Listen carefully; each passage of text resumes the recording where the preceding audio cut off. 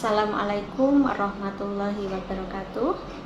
Anak-anakku yang saya sayangi, peserta MPLS tahun ajaran 2021-2022.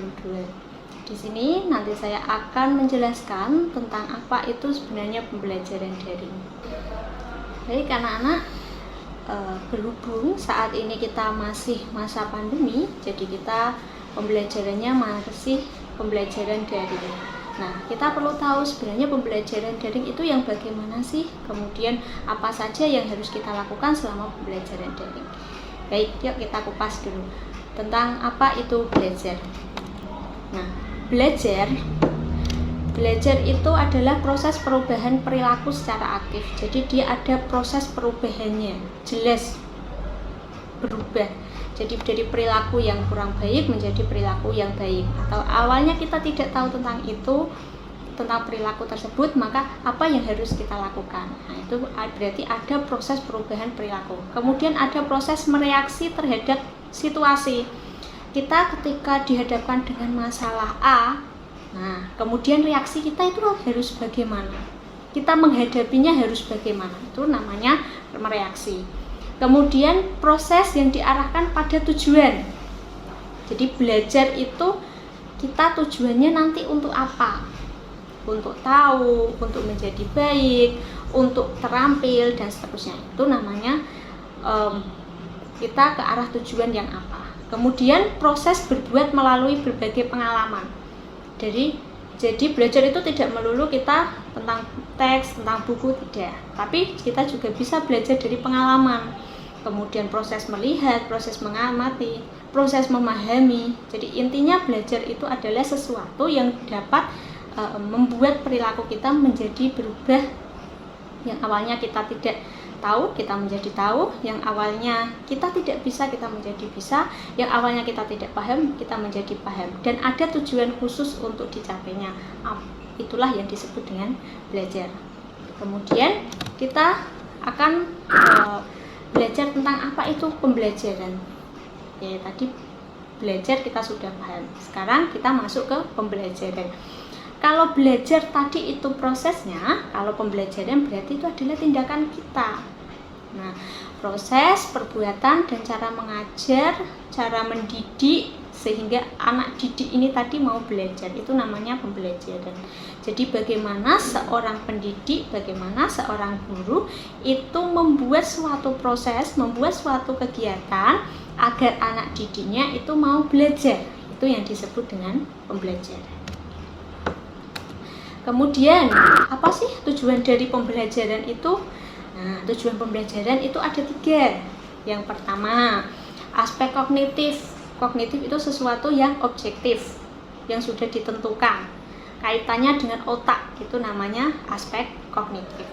Yang awalnya kita tidak tahu, kita menjadi tahu. Yang awalnya kita nggak paham, kita menjadi paham. Itu disebut dengan aspek kognitif. Kemudian aspek afektif. Afektif itu sikap.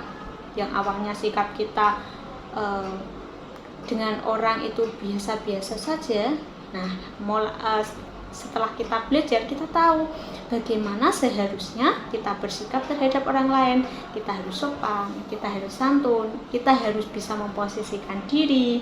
Bagaimana ketika kita berbicara dengan orang tua, bagaimana ketika kita berbicara dengan guru. Nah, itu nanti ada sikap-sikap khusus yang harus kita pelajari dan harus kita terapkan dalam kehidupan sehari-hari. Kemudian yang terakhir adalah aspek psikomotorik. Aspek psikomotorik ini kaitannya dengan keterampilan. Misalnya awalnya kita tidak bisa mengoperasikan komputer. Nah, setelah kita belajar, kita paham bagaimana cara mengoperasikan komputer dengan baik dan benar. Nah, jadi inti dari tujuan kita mendapatkan pembelajaran itu ada 3. Yang pertama, aspek kognitif, yaitu yang ada kaitannya dengan pengetahuan. Kemudian aspek afektif yang ada kaitannya dengan sikap kita. Dan yang ketiga adalah aspek psikomotorik yang ada kaitannya dengan bagaimana kita terampil, kita bisa. Kemudian bentuk pembelajaran. Nah, pembelajaran itu ada 2. Yang pertama pembelajaran luring. Yang nomor 2 nanti namanya pembelajaran daring. Nah, pembelajaran luring itu yang bagaimana sih? Nah, awalnya kita tidak mengenal tentang pembelajaran luring dan pembelajaran daring. Tapi sejak 2 tahun yang lalu ketika kita sudah menghadapi pandemi COVID-19 ini, kita dituntut untuk bisa memahami bagaimana kita belajar tetapi tidak cara tatap muka. Nah, inilah yang kita kenal dengan istilah pembelajaran daring. Kita pelajari dulu ya satu-satu, apa sih pembelajaran luring dan apa itu pembelajaran daring. Pembelajaran luring itu kepanjangan dari luar jaringan atau kita istilahkan dengan offline. Lawan katanya yaitu pembelajaran daring, artinya dalam jaringan, artinya kita online. Nah, pembelajaran luring ini itu bentuk pembelajaran yang sama sekali tidak dalam kondisi terhubung internet. Jadi dia tidak memerlukan internet. Itu namanya pembelajaran luring. Bisa kita artikan dengan tatap muka, lebih mudahnya seperti itu. Intinya kita tidak membutuhkan jaringan, baik itu jaringan internet maupun jaringan intranet. Intinya kita tidak membutuhkan jaringan. Itu yang disebut dengan pembelajaran luring. Kemudian yang nomor 2 yaitu pembelajaran daring.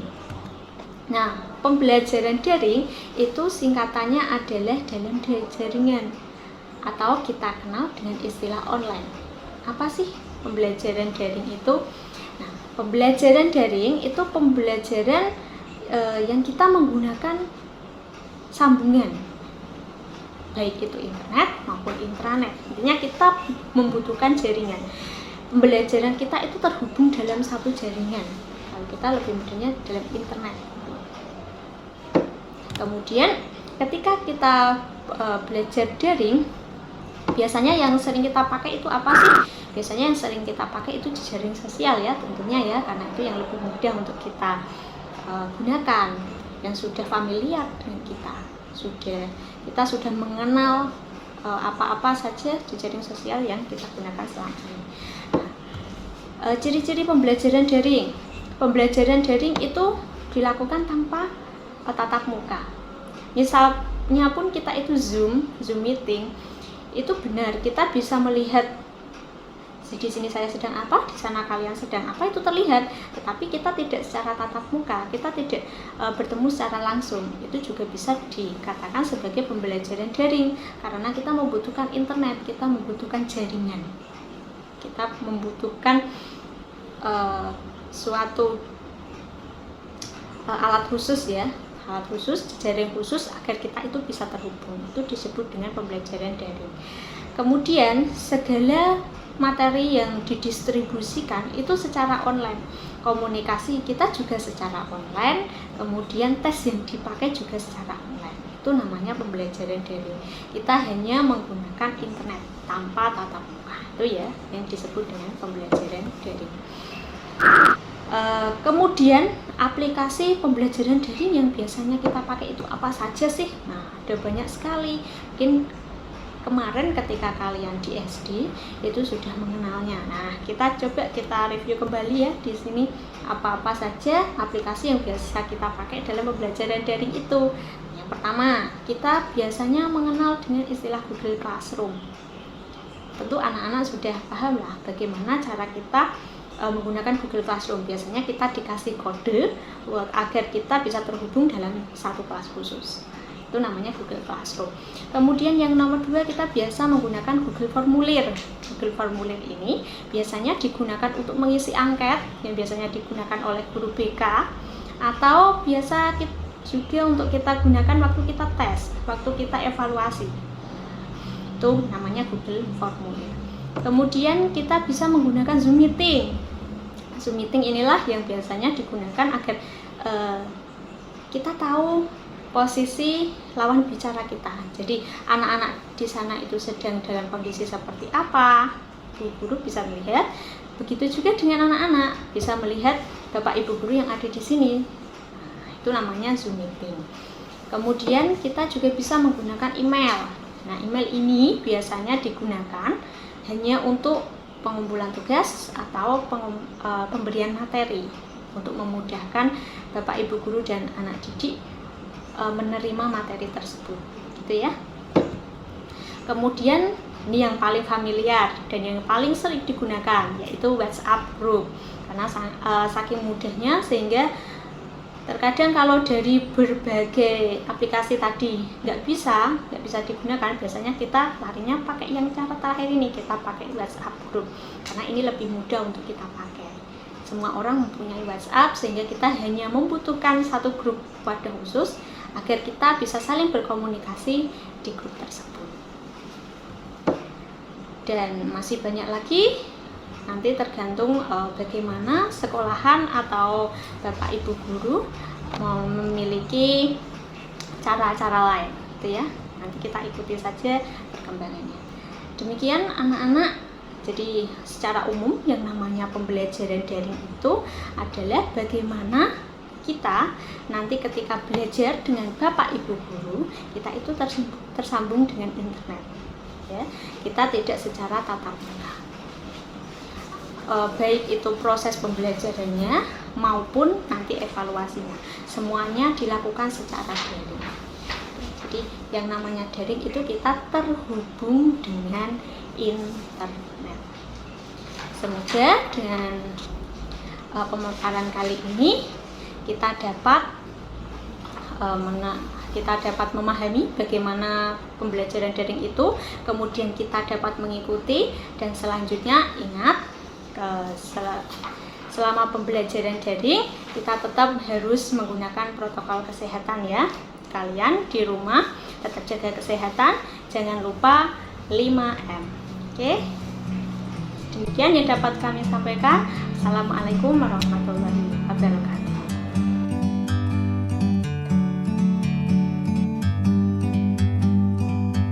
Like a bird on a tree, I'm just sitting here